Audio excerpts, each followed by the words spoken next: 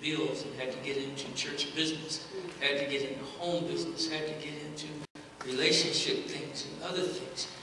And even though they were right things to do, they began to eat up our time.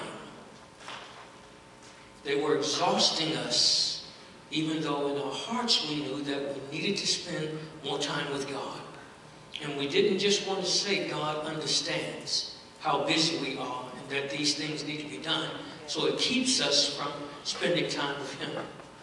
And so I've talked to a group of guys and they're saying, it's important, we need to get back together.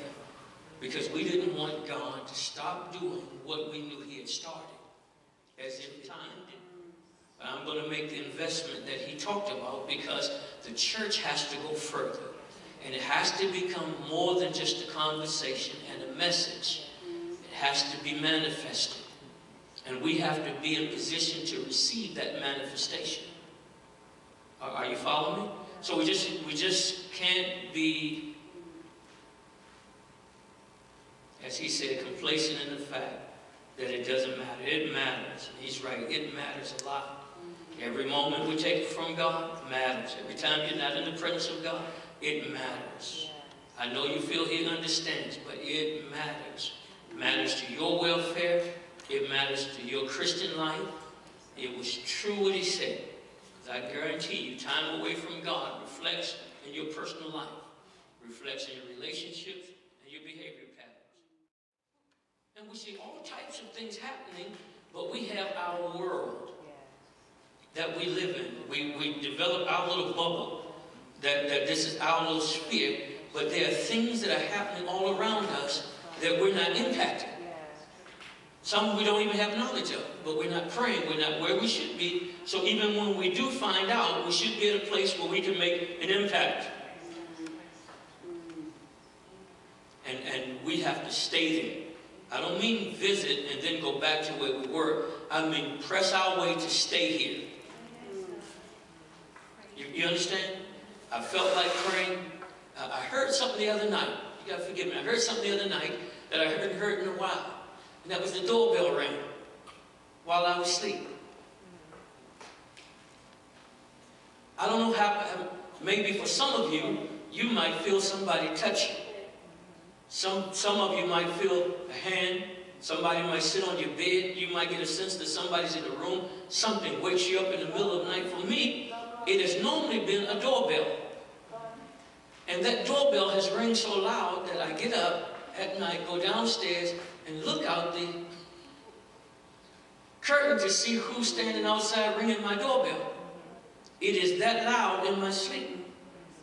And I'm like, nobody's at the door. So I heard it again the other night. I said, oh, I'm getting back. So you understand what I'm saying? So now that I'm beginning to hear, I don't want to get so busy that it leaves again. That's right. So sometimes it's not because you feel like praying. Sometimes it's not because you feel like spending time. You have to press your way into some things. Even if you don't think this is your season, it doesn't mean I can't remain here until He comes. Do you understand what I'm saying? So in this regard, I just don't want to be the guy who says, okay, we'll pray, or I feel sympathetic toward you. I want to be the one who says, we're on our way. Hold on the phone, we'll pray now.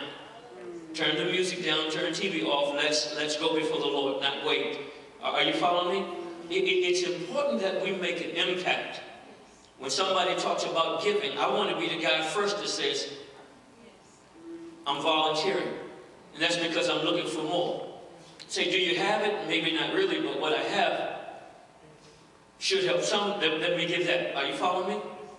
And faith comes into play not based on what you have, but your ability to trust God to replace it and restore. I know that it's just a matter of time.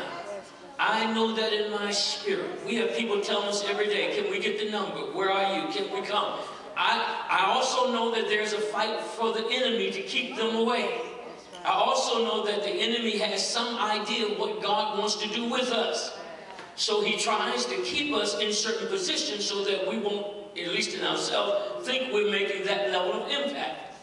But we're meeting with people every week. People are calling, saying, can we be a part? I heard, this is what I do. And I said to myself, God is sending us all kinds of people Look, it's just a matter of time. The question is whether or not we can hold our position until the thing manifests. Do you understand what I'm saying? There is that period in between. The time that you prayed, the time that you trusted, and the time that God manifested the thing as to whether or not you'll stay faithful during this period.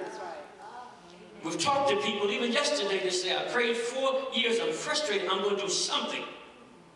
It's not a good time to move just because you're frustrated. It's not a good time to make major life decisions because you don't think God answered. And you're going to force his hand to do a thing.